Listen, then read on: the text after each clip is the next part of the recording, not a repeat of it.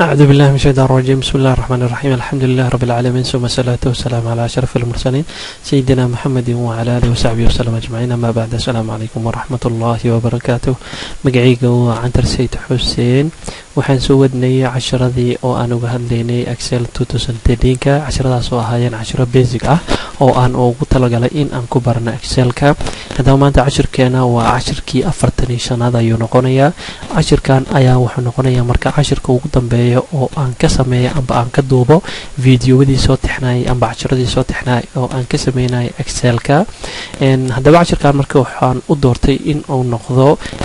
printing, qaabka wax loo print gareeyo ayaan u doortay. bacdama casharadii hore aan soo baranay sidii daatada aan uga soo saaran lahayn information oo informationkaas aan u isticmaalan lahayn. dabcan informationka haddii uu kugu samaysan yahay Excelka, mararka qaarkood waxaa u baahan tahay marka in aad u bedeshid maxaa lalahay hard copy oo soft copyga oo ku samaysan ka wadareysid oo warqada aad ka dhigtid. si marka warqada uga dhigtid dabcan waxaa u baahan tahay marka inaad aqoon u leedahay qaabka loo print gareeyo. marka maanta marka cashirkeena waxaan focus ka saaraynaa sida page-ka loo habaysto, isla markaasna loo fiiriyo intaada print gareyn oo loo yaqaan print preview, kadibna aad u print gareysan lahayd ayaan xooga ku saaraynaa. haddaba marka haddii aan imaado Excelka, saa ujeedid meesha marka waxaa noogu yaalo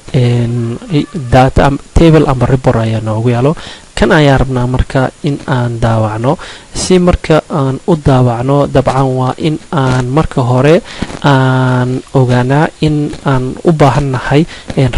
reportkan oo wada dhan inaan daawacno. si marka reportkan oo isqabo aan u daawacno, marka waxaan isticmaalaynaa marka file menu ayaan tegaynaa. dabcan waxaan ku dhifanaynaa print ayaan ku dhifanaynaa. escape haddaan taabto waxaa jiro keyboard shortcut waa isticmaali karna oo ah control b. control b ayaa wuxuu yahay printiga ayuuna geynayaa. markii laga soo bilaabo amba Excel 2010 markii laga bilaabo ilaa hadda oo ah Excel 2013ka,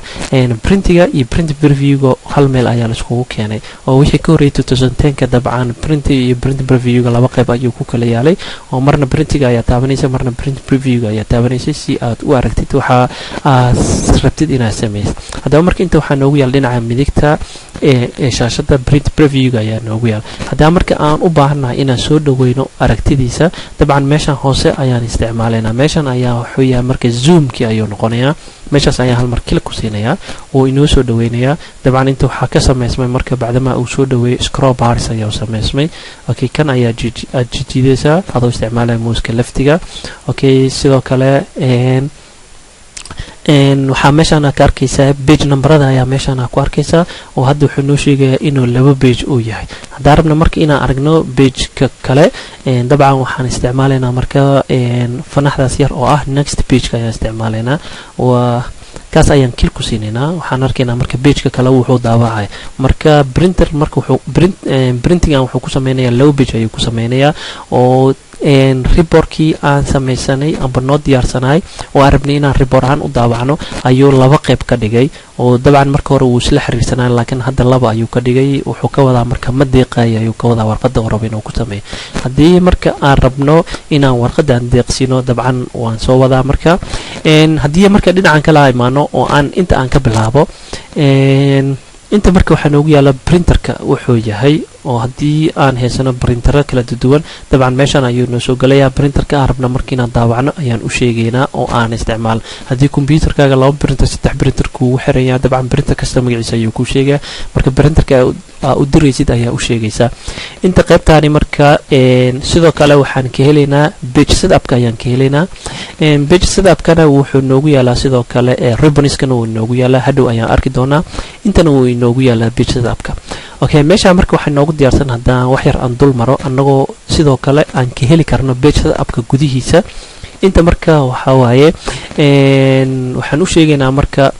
warqad aan daabacayno oo haddaan dhahan active sheetka haddaan dhahno oo kan hadda uu noo yaalo waa warqada meesha inoo taalo amba sheetka hadda aan taagannahay inoo daawaca waxa ku jiro waaye. waxa ku jiro dhan ayuu daawacayaa amba hal table ku jiro amba laba table amba saddex table wixii rabaa ku jiro ayuu daawacayaa.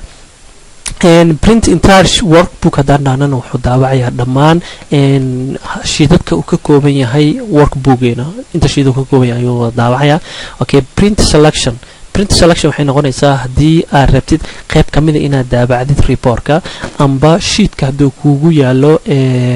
qaybo fara badan amba maxaa la dhahayay table fara badan amba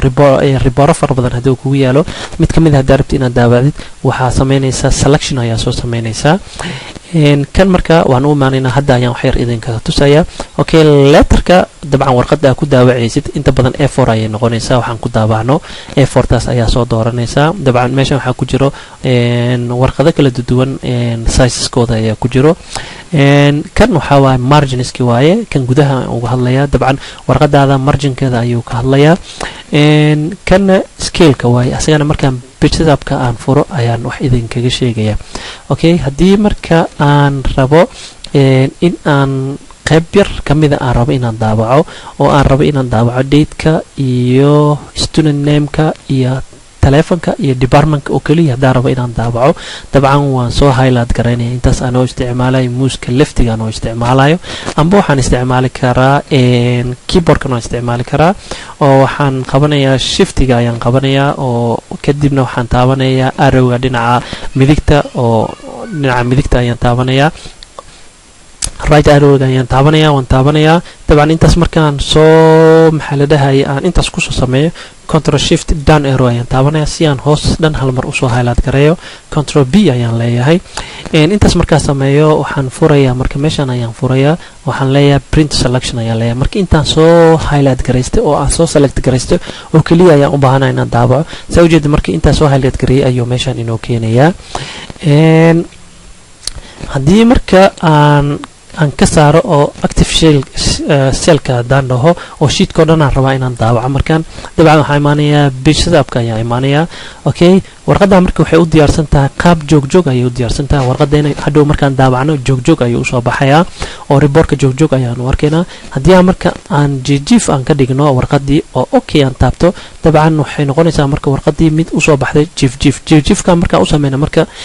sheetkii kale oo method of payment-iga uu aadi lahaa oo sheet 2 noogu daabici lahay hadda wuxuu soo galay marka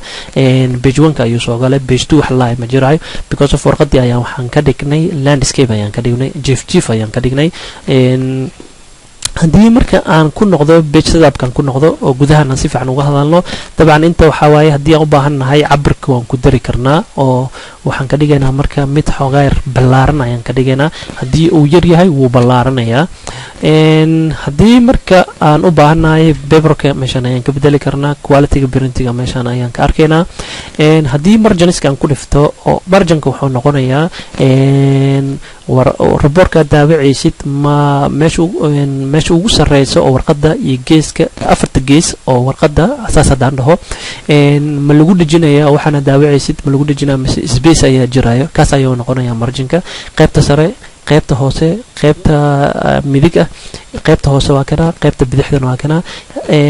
dabcan waxaa marginka waxaa ka dhigaysaa normal waxaa laga dhigaa 1 ayaa laga dhigaa qofkii jecelna dabcan inta ayuu ka bedelayaa wax ayuu ku darayaa meeshan gudaha daa fiirisid marka wuxuu noo sheegayaa reportkeena meesha uu macnaha markii uu daabaco warqadda soo uga muuqanayo haddaan rabo marka meeshan dhinacan inaan ka fujiyo oo dhexda la aan geeyo horizontalkan ayaan ku dhifanayaa oo waxaan geenayaa xagga dhex haddaan u baahana marka inaan hoos geeyo dabcan hoostaas ayaan geenayaa okay vertical haddaan ku dhaafo oo aan kana inoo yareeyo oo zoomkan inooga yareeyo dabcan saan ayuu usoo baxayaa hadhow warqadeena saan ayay noqonaysaa haddii aan ku noqdo marka page setup-ka marginkii hadda ayaan kasoo hadlay okay header and footer ayaa jiro haddii aan marka hore aan ka hadla qaybta hoose meeshan hoose haddii aan u baahanahay warqadeyda inaan wax kasoo muujiyo page numberada haddaan u baahanahay dabcan fanaxdan hoose ayaan furayaa page numberada kaaraba ayaan ku dhifanaya haddaan rabo lesonka ayaan ka muujinaya haddii aan u baahanahay page 1 of what haddii pageka u badan yahay dabcan numbers ayuu inoo sheegayaa haddii aan page 1 aan ka dhigo okay kaas ayaan ku dhaafanaynaa okay haddaan dhaho qaybtan hoose marka waxaa kasoo baxaya pagekii ayaa kasoo baxayo pagekii ayaa kasoo baxayo oo page 1 ayuu noqonayaa saa ujeedid page 2 ayuuna tusooyaa print preview-ga ayaa wax yar oo naga qabsaday dabcan waa hagaajin doonaa hadhow saan kuma daawaceeno haddii marka aan u baahannahay in aan sameyno header haddaan sameyno oo qaybtan sare inaan wax kasoo muujino haddaan u baahannahay dabcan waxaa jira marka midkan waxaa waa midkii meesha ku samaysnaa waaye haddaan rabna marka mida anaga u baahanaa oo custom waan samaysan karnaa sidoo kale footerka customna waan ka samayn karnaa okay kan headerka oo aan rabno inaan meesha wax kasoo muujino custom header ayaan ku dhifanaynaa kuwan marka icono waa iconadan ayaan isticmaalaynaa okay mid kasta marka haddii aad u dhaweysid oo falaarta u dhaweysid wax ayuu kuu sheegayaa kan format text ayuu ka hadlayaa kan wuxuu ka hadlayaa page numberka inaad soo gelisid dabcan qaybta hoose ayuu noogu jira uma baahnin kan wuxuu kuu sheegayaa date-ka haddaad ku dhifatid date ayuu kuu soo gelinayaa oo reportkaas aad daabacaysid kan timeka ayuu kuu soo gelinayaa okay kan fileka meesha uu maxaa lahayay sida uu uga jiro ayuu kuu sheegayaa waa bathka waa file bathka kan wuxuu kuu sheegayaa file nameka ayuu kuu sheegaa kan ayaan click siinayaa waxaan u baahnaa file nameka inaan xagga sare ku arko okay space ayaan taabanayaa okay kan wuxuu kuu sheegayaa asagana sheet nameka ayuu kuu sheegayaa oo asagana waan u baahanahay okay sidoo kale markii laga tago waxa iconada meeshan kugu yaalo waxa u baahan tahay ku qori kartaa meeshani hadaa meeshan marka aan ku qoro prepare by hadaan ku qoro okay meeshan magacayga aan ku qoro